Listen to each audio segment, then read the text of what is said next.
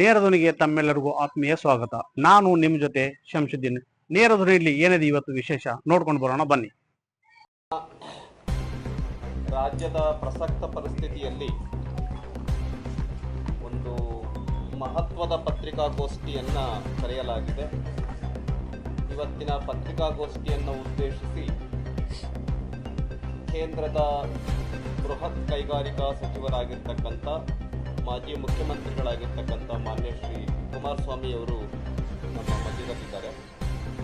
ಬಿಜೆಪಿಯ ರಾಜ್ಯ ಅಧ್ಯಕ್ಷರಾಗಿರ್ತಕ್ಕಂಥ ಶಾಸಕರಾಗಿರ್ತಕ್ಕಂಥ ಶ್ರೀಯುತ ವಿಜೇಂದ್ರರವರು, ವಿಧಾನಸಭೆಯಲ್ಲಿ ಪ್ರತಿಪಕ್ಷ ನಾಯಕರಾಗಿರ್ತಕ್ಕಂಥ ಶ್ರೀಯುತ ಆರ್ ಅಶೋಕ್ರವರು, ವಿಧಾನ ಪರಿಷತ್ನಲ್ಲಿ ಪ್ರತಿಪಕ್ಷದ ನಾಯಕರಾಗಿರ್ತಕ್ಕಂಥ ಛಲವಾದಿ ನಾರಾಯಣ ಸ್ವಾಮಿರವರು, ನಮ್ಮ JDSನ ಸಂಸದರಾಗಿರ್ತಕ್ಕಂಥ ಶ್ರೀಯುತ ಮಲ್ಲೇಶ್ ಅವರು, ಮಾಜಿ ಸಂಸದರಾಗಿರ್ತಕ್ಕಂಥ ಶ್ರೀಯುತ ಪ್ರತಾಪ್ ಸಿಂಹ ಅವರು, ಅದೇ ರೀತಿ ನಮ್ಮ ಶಾಸಕರಾಗಿರ್ತಕ್ಕಂಥ ಹರೀಶ್ ಪೂಂಜಾ ಅವರು, ನಮ್ಮ JDSನ ಬೆಂಗಳೂರು ಅಧ್ಯಕ್ಷರಾಗಿರ್ತಕ್ಕಂಥ ರಮೇಶ್ ಅವರು ಇವತ್ತಿನ ಪತ್ರಿಕಾಗೋಷ್ಠಿನಲ್ಲಿ ಇದ್ದೇವೆ.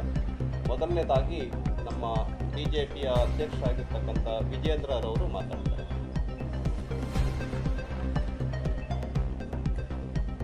ಆತ್ಮೀಯ ಪತ್ರಿಕಾ ಹಾಗೂ ಮಾಧ್ಯಮದ ಸ್ನೇಹಿತರೆ, ನಿನ್ನೆ ದಿನ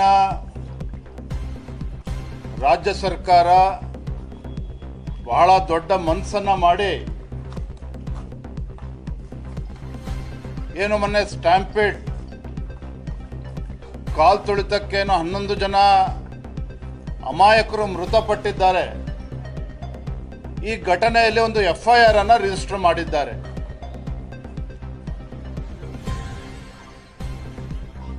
FIR ರಿಜಿಸ್ಟರ್ ಮಾಡೋದಕ್ಕೆ ಕಾರಣ ಏನಪ್ಪ ಅಂತ ಹೇಳಿದ್ರೆ, ನಿನ್ನೆ ರಾಜ್ಯದ ಉಚ್ಚ ನ್ಯಾಯಾಲಯ ಏನು ಸುಮೋಟೋ ಕೇಸನ್ನು ತೆಗೆದುಕೊಂಡು ರಾಜ್ಯ ಸರ್ಕಾರಕ್ಕೆ ಛೀಮಾರಿ ಹಾಕಿದ ನಂತರದಲ್ಲೇ ರಾಜ್ಯ ಸರ್ಕಾರ ಎಚ್ಚೆತ್ತುಕೊಂಡಿರುವಂಥದ್ದು. ತದನಂತರದಲ್ಲಿ ಕಬ್ಬನ್ ಪಾರ್ಕ್ ಪೊಲೀಸ್ ಸ್ಟೇಷನಲ್ಲಿ FIR ದಾಖಲಾಗಿದೆ. FIRನಲ್ಲಿ ಪ್ರಮುಖವಾಗಿ Karnataka state cricket association, KSCA, RCB ಮತ್ತು ಏಜೆನ್ಸಿ ಆಗಿರ್ತಕ್ಕಂಥ DNA ಈ 3 ಸಂಸ್ಥೆಗಳನ್ನು ಬಹಳ ಪ್ರಮುಖವಾಗಿ ಆರೋಪಿಗಳು ಅಂತೇಳಿ ಉಲ್ಲೇಖ ಮಾಡಿದ್ದಾರೆ FIRನಲ್ಲಿ. ಇಲ್ಲಿ ಪ್ರಮುಖವಾಗಿರ್ತಕ್ಕಂಥ ಪ್ರಶ್ನೆ, FIR ರಿಜಿಸ್ಟರ್ ಆಗಿರ್ತಕ್ಕಂಥ ತರುವಾಯ ಮುಖ್ಯಮಂತ್ರಿಗಳು ಜಾಗೃತರಾಗಿದ್ದಾರೆ.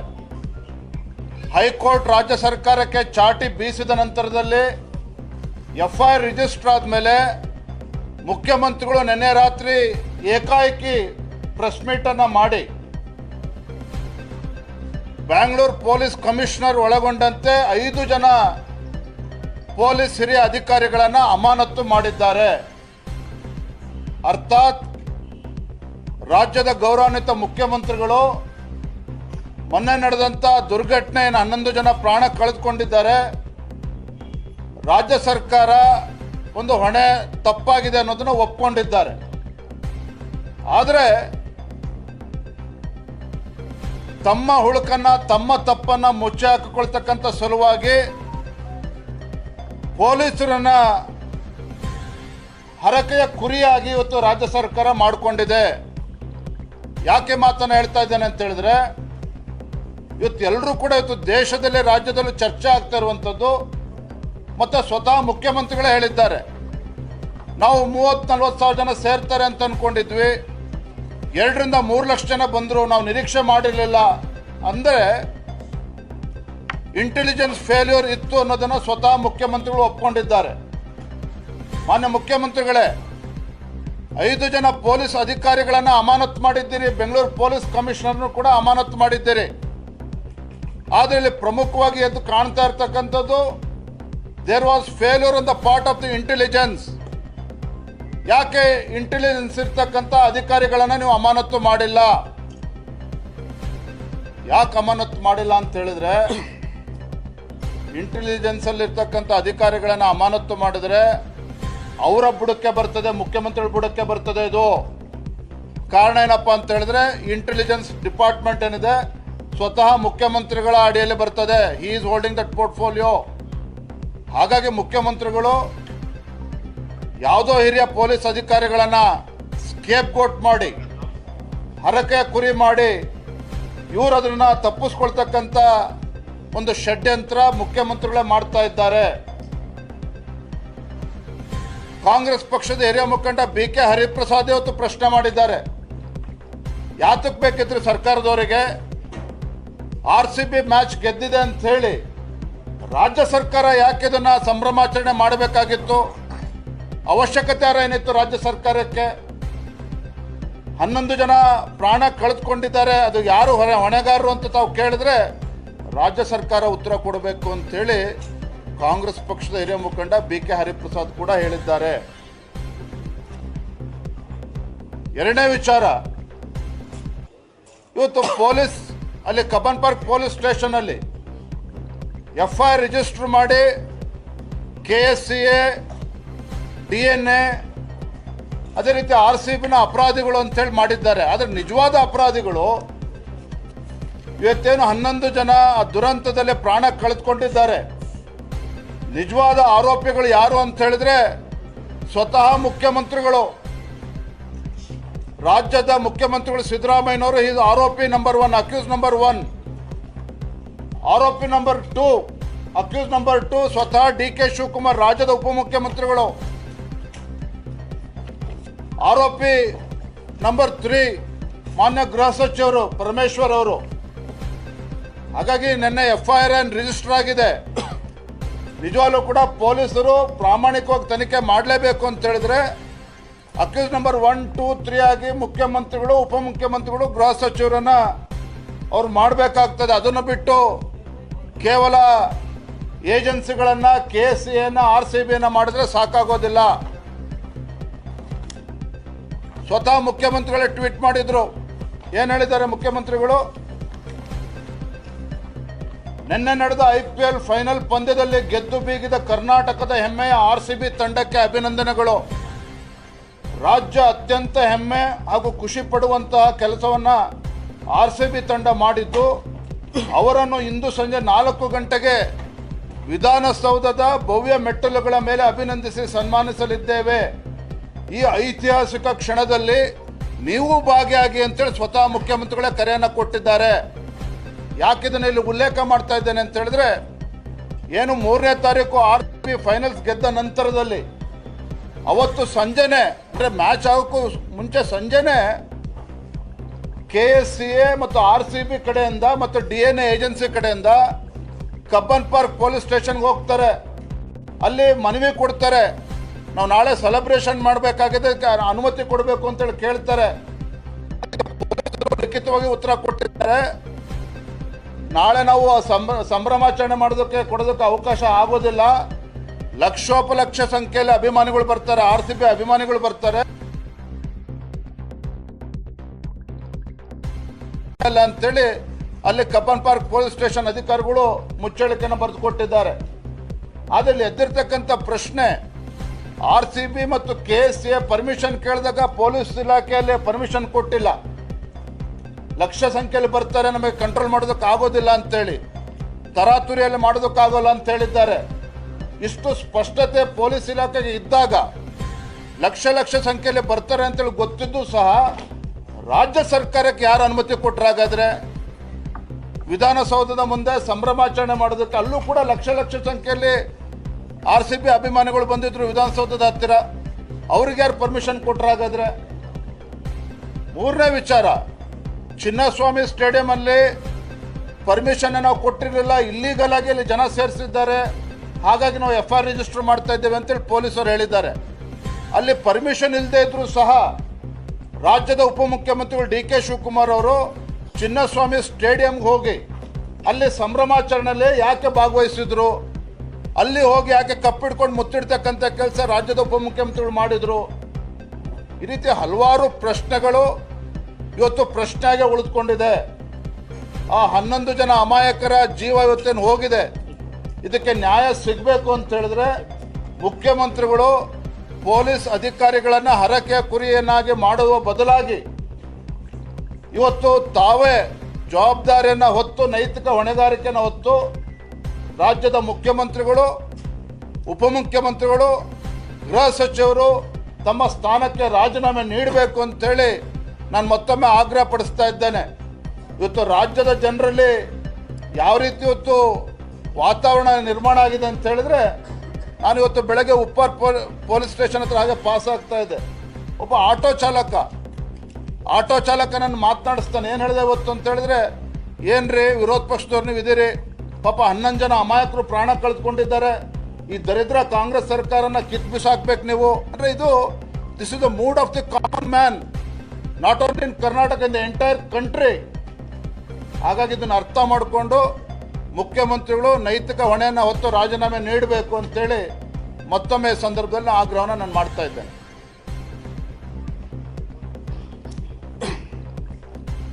ಸನ್ಮಾನ್ಯ ಮಾಧ್ಯಮದ ಸ್ನೇಹಿತರೆ, ಅಂಧ ಮುಖ್ಯಮಂತ್ರಿ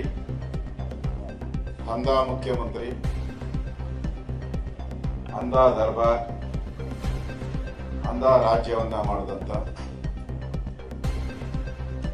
ರಾಜ್ಯದ ಕಾನೂನನ್ನ ಕತ್ತಲೆಯ ಕೈಗಳಿಗೆ ಕೊಟ್ಟಂತ ರಾಜ್ಯ ಸರ್ಕಾರ, ದ ಗ್ರೇಟ್ ಸಮಾಜವಾದಿ ಅಜಾವಾದಿ ಸಿದ್ದರಾಮಯ್ಯ IPL ಗೆದ್ದಿದ್ದು RCB ತಂಡ. ಆದರೆ ಫೋಟೋ ತೆಗೆಸ್ಕೊಂಡು ಪೋಸ್ ಕೊಟ್ಟಿದ್ದು KPSC ತಂಡ. IPL ಗೆದ್ದಿದ್ದು RCB ತಂಡ, ಫೋಟೋ ತೆಗೆಸ್ಕೊಂಡು ಪೋಸ್ ಕೊಟ್ಟಿದ್ದು KPCC ತಂಡ. ಮುಖ್ಯಮಂತ್ರಿಗಳು ಬ್ಯಾಟ್ಸ್ಮನ್, DK ಶಿವಕುಮಾರ್ ಬೌಲರ್. ಮುಖ್ಯಮಂತ್ರಿಗೆ ಏನಾದರೂ ಮಾಡಿ ಸೆಂಚುರಿ ಹೊಡೆದುಕೊಳ್ಬೇಕು ಅಂತ ಅವರು 5 ವರ್ಷ, DK ಶಿವಕುಮಾರ್ಗೆ ಏನಾದರೂ ಮಾಡಿ ಮುಖ್ಯಮಂತ್ರಿನ ಬೋಲ್ಡ್ ಮಾಡಬೇಕು ಅಂತ ಅವರು. ಈ ಬೋಲ್ಡ್ ಸೆಂಚುರಿ ಮತ್ತೆ ರನ್ಔಟ್ ಮಾಡಿಸ್ಬೇಕು ಅಂತ ರನ್ಔಟ್ ನಮ್ಮ ಅಧ್ಯಕ್ಷರಿದ್ದಾರೆ, ಹಿಟ್ ವಿಕೆಟ್, ಇವೆರಡರ ಮಧ್ಯೆ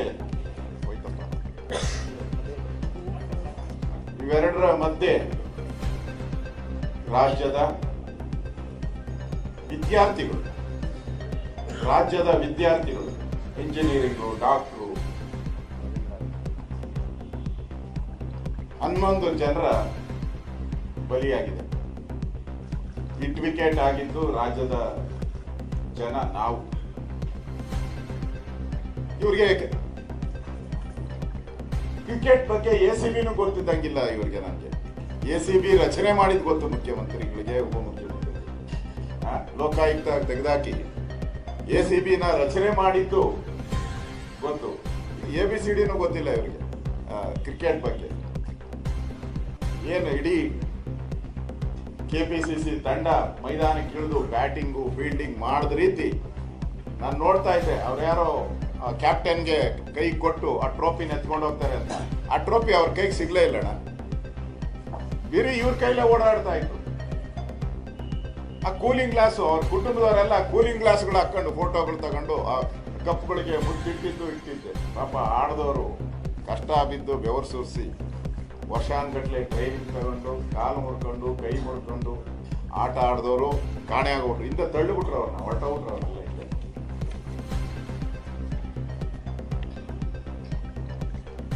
ಈ ಸಂಭ್ರಮಾಚರಣೆ ಆತುರದ ಕ್ರಮ ಅಂತೇಳಿ ಈಗ ಒಬ್ಬೊಬ್ಬರೇ ಕಾಂಗ್ರೆಸ್ ಅವರು ಹೇಳ್ತಾ ಇದ್ದಾರೆ. ನಾನು ಈ ಕಾಂಗ್ರೆಸ್ಗೆ ಒಂದು ಮಾತನ್ನ ಹೇಳಕ್ ಇಷ್ಟಪಡ್ತಾ ಇದ್ದೀನಿ. ಈ ಸಮಾರಂಭದ ಬಗ್ಗೆ ನೀವು ತಪ್ಪು ಒಪ್ಕೊಂಡಿಲ್ಲ ಅಂತ ಹೇಳಿದ್ರೆ, ಒಪ್ಕೊಂಡಿಲ್ಲ ಅಂದ್ರೆ ನೀವು ಈ ಸಮಾರಂಭವನ್ನ ಆತುರವಾಗಿ ಯಾಕೆ ಮಾಡಿದ್ರಿ? ಇದು ಎಕ್ಸ್ಪೆಷಲಿ ಯುವಕರಿಗೆ ಸಂಬಂಧಪಟ್ಟಂತ ಕಾರ್ಯಕ್ರಮ, ಪ್ರಶ್ನೆ ಇಲ್ಲ. ಸ್ವಾಮಿ, ನಿಮ್ಮ ಸಮರ್ಪಣಾ ಸಮಾವೇಶ ಮಾಡಿದ್ರಲ್ಲ ಬಳ್ಳಾರಿಯಲ್ಲಿ 3 ದಿನ ಮುಖ್ಯಮಂತ್ರಿ ಪಂಚೆ ಹಾಕೊಂಡು ಹೋಗಿದ್ದು, ಇವರು ಶಾಲು ಹಾಕೊಂಡು ಹೋಗಿದ್ದು, ಬೆಂಗಳೂರು ಮಳೆ ಬಂದು ಮುಳುಗು. ನಮ್ಮ ಕುಮಾರಣ್ಣ ಅವ್ರು ಬಂದಿದ್ದಾರೆ, ಅವ್ರು ಮಾತಾಡ್ತಾರೆ.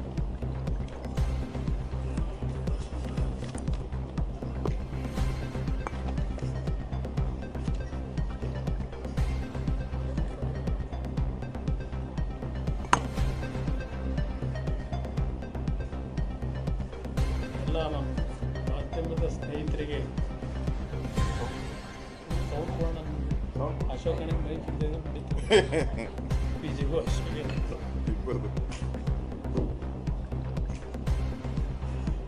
ಎಲ್ಲ ನನ್ನ ಆತ್ಮೀಯ ಮಾಧ್ಯಮದ ಮಿತ್ರರಿಗೆ ಪ್ರಥಮವಾಗಿ ನನ್ನ ಗೌರವಪೂರ್ವಕ ವಂದನೆಗಳನ್ನು ಸಲ್ಲಿಸಲಿಕ್ಕೆ ಬಯಸ್ತಾ ಇದ್ದೇನೆ. ಈಗಾಗಲೇ ಭಾರತೀಯ ಜನತಾ ಪಕ್ಷದ ರಾಜ್ಯ ಘಟಕದ ಅಧ್ಯಕ್ಷರು ವಿಜೇಂದ್ರ ಅವರು ಕೆಲವು ವಿಷಯಗಳನ್ನು ಪ್ರಸ್ತಾಪ ಮಾಡಿದ್ದಾರೆ. ಅದೇ ರೀತಿಯಲ್ಲಿ ನಮ್ಮ ವಿರೋಧ ಪಕ್ಷದ ನಾಯಕರು ಅಶೋಕ್ ಅವರು ಸಹ ಸುದೀರ್ಘವಾಗಿ ಈ ಸರ್ಕಾರದ ಬಂಡತನದ ತೀರ್ಮಾನಗಳು ಎಲ್ಲವನ್ನ ಇವತ್ತು ಮುಂದೆ ಇಟ್ಟಿದ್ದಾರೆ. ಇವತ್ತಿನ ಈ ಒಂದು RCB IPLನ ಒಂದು ಪ್ರಶಸ್ತಿಯನ್ನ 18 ವರ್ಷಗಳ ನಂತರ ಪಡೆದಂತ ಹಿನ್ನೆಲೆಯಲ್ಲಿ ಕ್ರಿಕೆಟ್ ಅಭಿಮಾನಿಗಳ ವಿಜಯೋತ್ಸವ ಅದು ದೊಡ್ಡ ಮಟ್ಟದಲ್ಲಿ ಇವತ್ತು ರಾಜ್ಯದಾದ್ಯಂತ ಆಚರಣೆ ಮಾಡಿದ್ದಾರೆ ಕ್ರೀಡಾಭಿಮಾನಿಗಳು. ಇಂಥ ಒಂದು ವಿಜಯೋತ್ಸವವನ್ನು ಆಚರಣೆ ಮಾಡ್ತಕ್ಕಂಥ ಸನ್ನಿವೇಶದಲ್ಲಿ ಸರ್ಕಾರದ ಹಲವಾರು ಉದ್ದಡತನದ ತೀರ್ಮಾನಗಳು, ಪೊಲೀಸ್ ಇಲಾಖೆ ಅಧಿಕಾರಿಗಳ ಸಲಹೆಗಳನ್ನು ಧಿಕ್ಕರಿಸಿ ಇವತ್ತು ಅಮಾಯಕ ಕುಟುಂಬದ 11 ಜೀವಗಳ ಬಲಿಯಾಗಿದೆ ಅಂತಕ್ಕಂಥದ್ದು. ಅದಕ್ಕೆ ಮೂಲ ಕಾರಣ ರಾಜ್ಯ ಸರ್ಕಾರ ಅಂತಕ್ಕಂಥದ್ದನ್ನು ಹೇಳಕ್ಕೆ ಬಯಸ್ತಾರೆ. ಅವರು ಮಾಡಿರ್ತಕ್ಕಂಥ ತಪ್ಪನ್ನ ಮುಚ್ಕೊಳ್ಳಿಕ್ಕೆ ಇಡೀ ರಾಜ್ಯದಲ್ಲಿ ಈ ಸರ್ಕಾರದ ಬಗ್ಗೆ ಒಂದು ಕೆಟ್ಟ ರೀತಿಯ ಸಂದೇಶ ಏನು ಹೋಗಿದೆ. ಕಳೆದ 2-3 ದಿನಗಳ ಬೆಳವಣಿಗೆ ಅದನ್ನ ಮುಟ್ಲಿಕ್ಕೋಸ್ಕರವಾಗಿ 5 ಜನ, ಅದರಲ್ಲೂ ವಿಶೇಷವಾಗಿ ಪೊಲೀಸ್ ಕಮಿಷನರ್ನೂ ಒಳಗೊಂಡಂತೆ ದಯಾನಂದ್ ಅವರನ್ನ ದಯ ಇಲ್ಲದ ಇವತ್ತು ಸಸ್ಪೆಂಡ್ ಮಾಡಿದ್ದಾರೆ. ಬಹುಶಃ ದಯಾನಂದ್ ಅವ್ರ ಬಗ್ಗೆ ನಾನು ಹೇಳೋದಾದ್ರೆ, ಈಗ ಇತ್ತೀಚೆಗೆ ನಾವು ಮೊದಲನೇ ವರ್ಷದ ಹೊಸ ವರ್ಷದ ಆಚರಣೆ, ಆಗಲೂ ಪೊಲೀಸ್ ಕಮಿಷನರ್ ಅವರೇ ಇತ್ತು. ಆಗಲೂ ಸಹ ಲಕ್ಷಾಂತರ ಜನ ಬೆಂಗಳೂರಿನಲ್ಲಿ ಸೇರಿದಂಥದ್ದು MG ರೋಡು, ಬ್ರಿಗೇಡ್ ರೋಡ್ ಎಲ್ಲ ಭಾಗದಲ್ಲೂ ಒಂದು ಸಣ್ಣ ಘಟನೆಗೆ ಅವಕಾಶ ಕೊಟ್ಟಿರಲಿಲ್ಲ ಅವರು. ನಾನು ಅವ್ರ ಪರವಾಗಿ ಅಡ್ವೊಕೇಟ್ ಮಾಡಬೇಕು, ಅನುಕಂಪ ವ್ಯಕ್ತಪಡಿಸಬೇಕು ಅಂತಕ್ಕಂಥದ್ದು ನಾನಿಲ್ಲಿ ಹೇಳ್ತಾ ಇಲ್ಲ. ಬಹುಶಃ ಈ ಸರ್ಕಾರ ಹೇಳಿರ್ತಾರೆ ತಾತ್ಕಾಲಿಕವಾಗಿ, ಏಕೆಂದರೆ ಅದರಲ್ಲಿ ಒಬ್ಬರು ಸಸ್ಪೆಂಡ್ ಆದಂಥವ್ರು ಆ ಭಾಗದ DCP ನಮ್ಮ ಅಪ್ಪಯ್ಯ ಇದಾರಲ್ಲ, ಅಪ್ಪಯ್ಯನ ಬಹಳ ಅಪ್ಪಯ್ಯ. ಅಪ್ಪಯ್ಯ ಅಂದ್ರೆ ಎಲ್ಲರಿಗೂ ಅರ್ಥ ಆಗಿರ್ಬೋದು. DCP ಅಪ್ಪಯ್ಯ ನಿಮಗೆ ಗೊತ್ತಿಲ್ಲ. ಅಪ್ಪಯ್ಯ ನಾನು ಹೇಳಿದ್ದು ಈ ಕೇಸ್ಗಳು, ಈ ಕೇಸ್ಗಳು ಅಂತ ಹೇಳಿದಿರಲ್ಲ. ಮೈಸೂರಿಂದ CM ಅಂತೇಳಿ ಆ ಅಪ್ಪಯ್ಯನ ಆದ್ಮಿಯವರು ಅವರೇ ಆಕ್ಸಿಡೆಂಟ್ ಇತ್ತು. ಏನು ಕ್ಲಾರಿಟಿ ಏನು ನಿಮಗೆ ಗೊತ್ತಿರೋ ಅಪ್ಪಯ್ಯ ಅಂದ್ರೆ ಯಾರು ಅಂತ.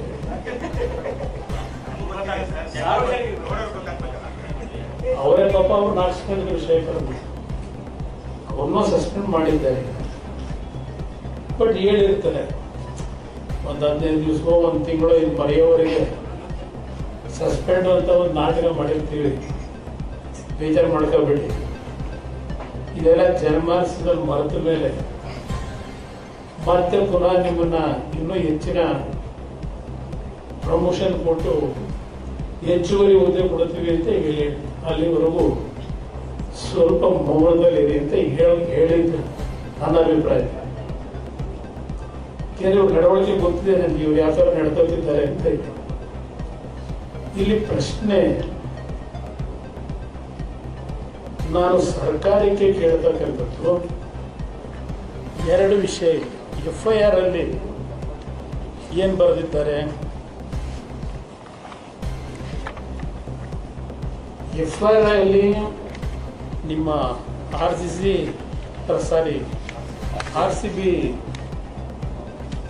ಫ್ರಾಂಚೈಸ್ನವರು ಚಿನ್ನಸ್ವಾಮಿ ಕ್ರಿಕೆಟ್ ಸ್ಟೇಡಿಯಂನವರು ಅವರುಗಳ ವತಿಯಿಂದ ಶುಭೇಂದು ಘೋಷ್ ಅಂತ ಹೇಳಿ ಚೀಫ್ ಎಕ್ಸಿಕ್ಯೂಟಿವ್ ಆಫೀಸರು KCA ಅವರು RCB ತಂಡದ ವಿಜಯೋತ್ಸವ ಕಾರ್ಯಕ್ರಮವನ್ನು 4ನೇ ತಾರೀಕು ಸಂಜೆ ಚಿನ್ನಸ್ವಾಮಿ ಸ್ಟೇಡಿಯಂನಲ್ಲಿ ಆಚರಿಸುವ ಬಗ್ಗೆ ಸೂಕ್ತ ಬಂದೋಬಸ್ತ್ ವ್ಯವಸ್ಥೆಯನ್ನು ಕಲ್ಪಿಸುವಂತೆ. ಅವ್ರು ಏನ್ ಹೇಳ್ತಾರೆ, 3ನೇ ತಾರೀಕು ನಾವೇನಾದ್ರು RCB ಟೀಮ್ ಗೆದ್ದರೆ 4ನೇ ತಾರೀಕು ನಾವು ಕಾರ್ಯಕ್ರಮ ಮಾಡಬೇಕು. ಅದಕ್ಕೆ ಚಿನ್ನಸ್ವಾಮಿ ಸ್ಟೇಡಿಯಂನಲ್ಲಿ ಪರ್ಮಿಷನ್ ಕೊಡಿ ಅಂತ ಹೇಳಿ ಈ FIR ಕಾಪಿಲಿ ತೋರಿಸ್ಕೊಂಡಿದ್ದಾರೆ. ಈಗ ಆ ಟೊಪನ್ ಪಾರ್ಕ್ ಪೊಲೀಸ್ ಸ್ಟೇಷನ್ ಇಲ್ಲಿ FIR ಹಾಕಿರಬೇಕಾಗುತ್ತೆ. ಇಲ್ಲಿ ಇನ್ನೊಂದು, ಈ DPRಗೆ ರಿಕ್ವೆಸ್ಟ್ ಮಾಡಿದಾರಲ್ಲ, DPR ರಿಕ್ವೆಸ್ಟ್ಗೆ ಏನು ಕೇಳಿದ್ದಾರೆ, ಅವರು DPR ನಲ್ಲಿ ಕೇಳೋದು, kindly accept our sincere greetings from the Karnataka State Cricket Association. Thus this letter it finds you and your family in the best of health and wish all of you the very best for the future. DPR secretary ಬರ್ದಿರೋ letter. ಇಲ್ಲೇನು ಹೇಳ್ತಾರೆ, permission to use Vidhan Soda grand steps for felicitation of RCB. DPR ಕೊಟ್ಟಿರೋದು